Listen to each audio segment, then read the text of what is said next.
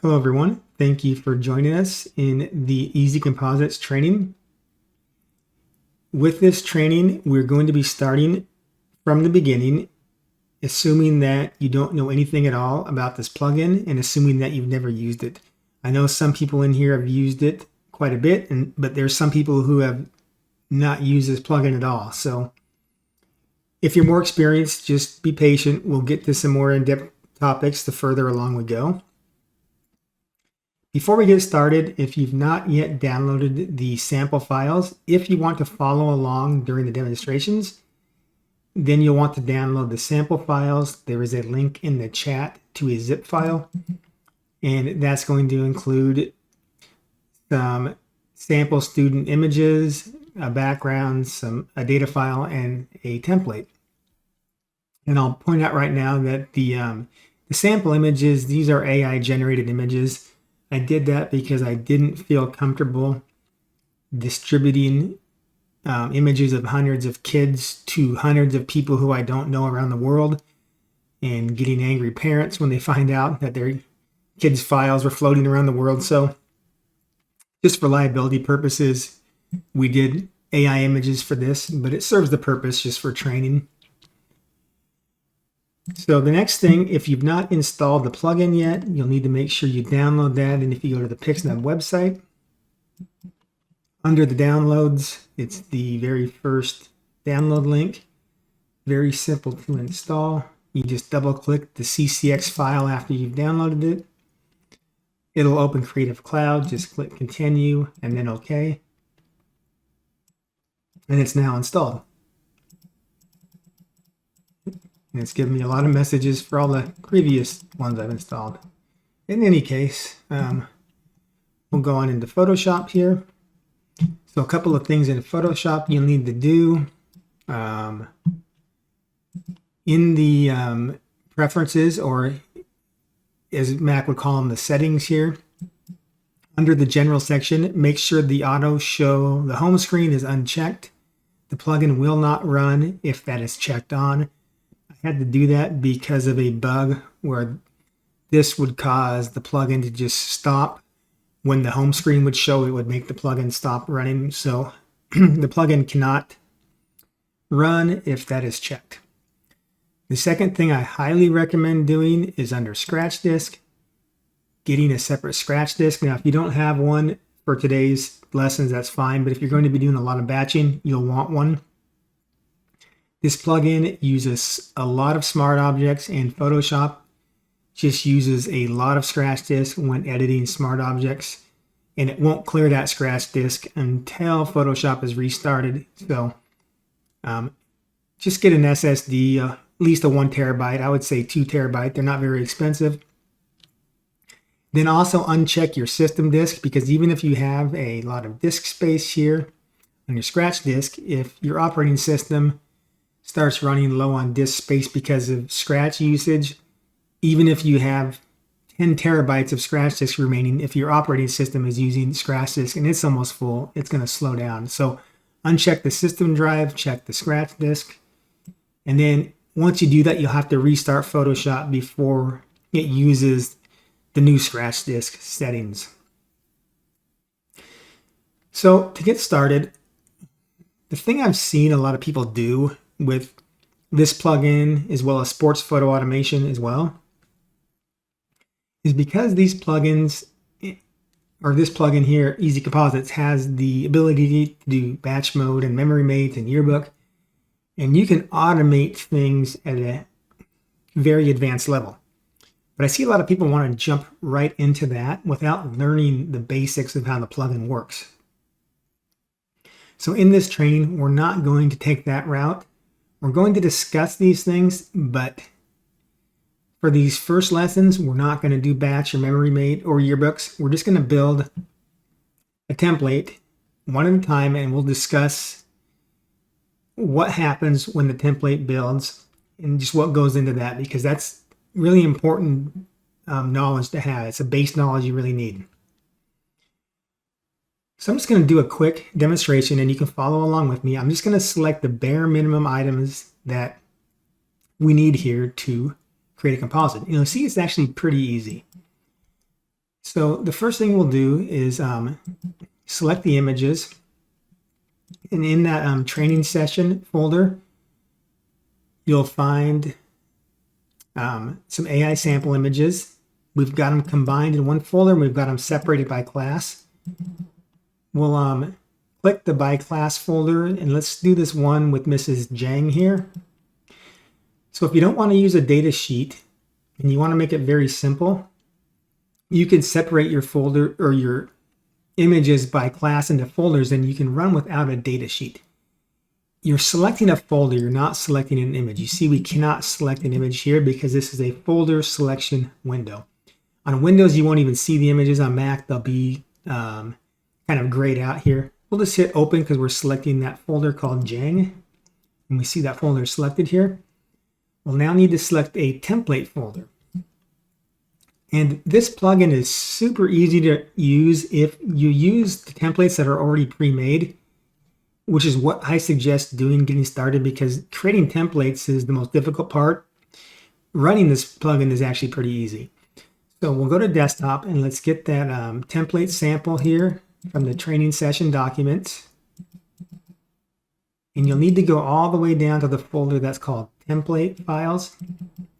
And again, we're selecting the folder, we're not selecting a file. You'll see there's a collection of files in here. And again, on Windows, you won't see these. On Mac, they'll show, but they'll be grayed out, but you cannot select them. The plugin is going to automatically use the layout file it needs based on the number of images it needs to build the composite. So you can see that there's anywhere from 6 to 40. I'm looking at the last number of the PSD. It knows which one of those PSDs to use based on the number of images. In the case of this class, there's 13 images. You'll see there's a file called 12 and a file called 14. It's going to use the one called 14. It always uses the one with the least amount of empty spaces. I'll just explain that when it builds here, but let's just hit open and let's run this. The last thing you'll need to do, so we got an images folder, a template folder, and then for the data mode, I'm just going to select file names. And you can select the data file. That's going to do a lot more, but if you just select file names, you can have your file name set up to where it imports the student's name into the template based on file naming, so you can get that part done without even having a data file. I'm going to use everything else, or leave everything else at default and just hit build composite here.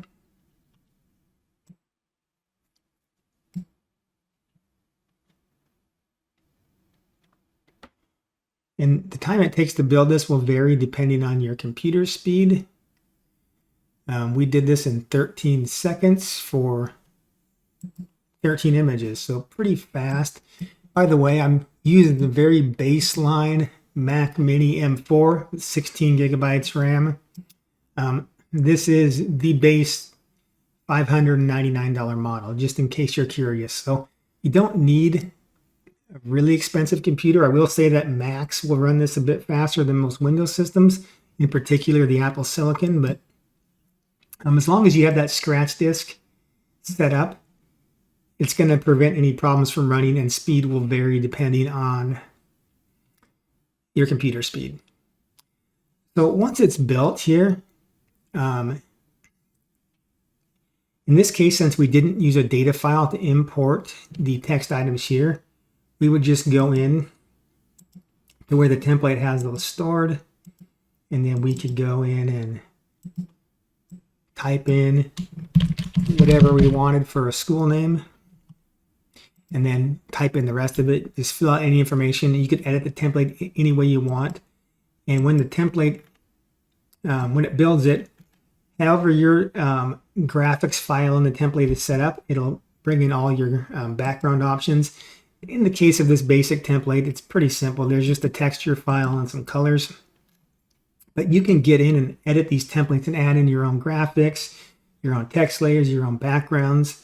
There's a lot of dynamic things you can do that can happen automatically when it runs, which in this very first lesson, we're not going to do those, but we will do those later on today. at least some of those things. So pretty basic. I'll show you too how it got the names that it put in there. So if we go to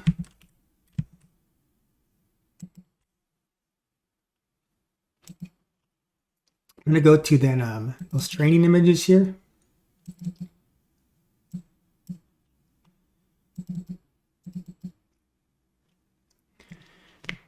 So if you select the option to import the student names by file names, they have to be set up last name underscore first name in the file name. It has to begin with that. And then it will pull in the first portion before the underscore, and that will be the last name it imports into the template. So in this case, we got We Black here. You can see it imported that last name. And then you can have an additional underscore behind the first name, and then anything you have to the right of the second underscore, it will ignore. So it's only going to look at the part before the underscore and the part right after, and then if there's, like I say, another underscore, it's going to ignore that. Now, if you don't have an underscore in your file name, it's not going to put any text at all in there. And so, and then it will arrange them alphanumerically or alphabetically. We'll discuss alphanumeric more in the data files, but alphabetically, last name and then first. So you can see Black, and then Kimura, and then I don't even know how to pronounce that, then Orwell, but it's putting them alphabetically, with the exception of the teacher here. Put the teacher in the first slot. Now, how it was able to achieve that, if you put a number in front of the last name in the file name, it is going to sort that to the front of the sorting. And so in this case, we have 1J.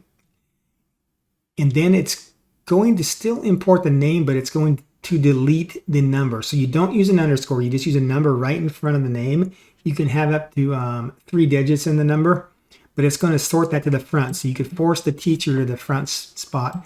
And if you had a teacher's assistant, you could put 2 in front of their name and force them to the second spot. I've got a video that explains this in a lot more detail on the website in the tutorial, but it's really pretty basic. Just usually it's you put a number 1 in front of the teacher's name and it sorts them to the front. I'll do one more quick demonstration. I'm going to build one more just so I can, before we do that, let's go turn our background back to the default color here.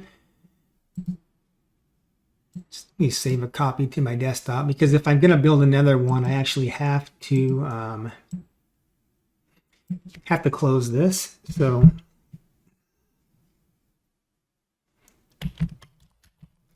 let's call this example 1.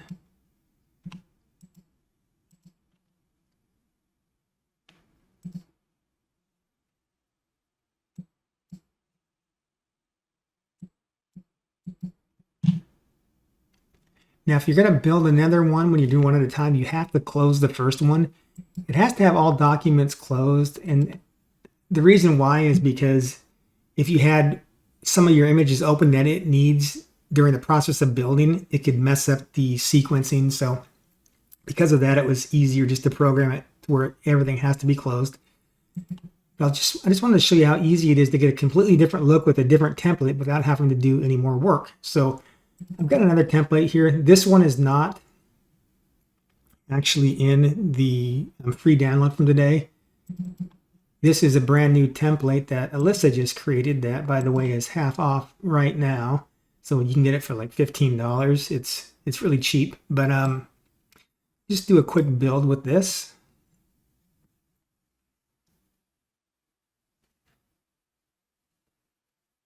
Again, this shouldn't take very long. On the Mac Mini M4 here.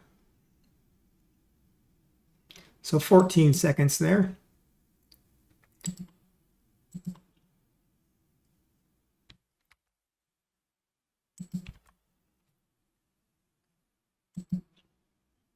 Let's clear the guides here just so we can see it better.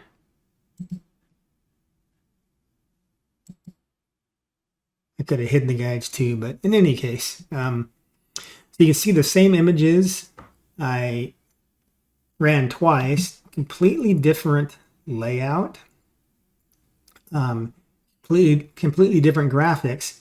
So how this plugin is working to decide how to put the images into the template is based on how that template file is arranged. It's not doing any math. So it's not like if you're used to Easy Team Builder where it just puts athletes onto the template in rows and columns and it decides where to put them.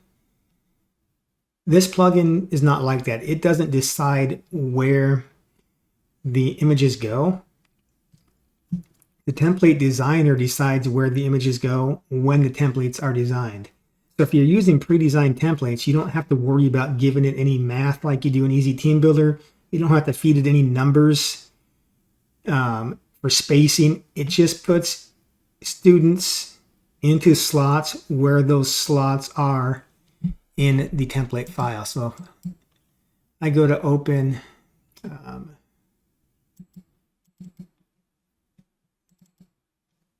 this template, for example. This one had 13. I'll open a couple of them here.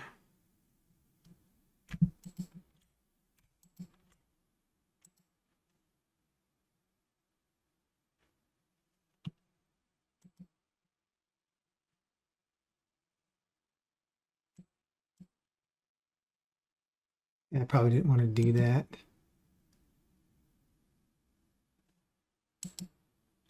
Okay, we'll just go here. So if you've got 13 images, it's going to get this layout file and arrange them like so. If you've got 22 images, it's going to get them and it's going to arrange them like this.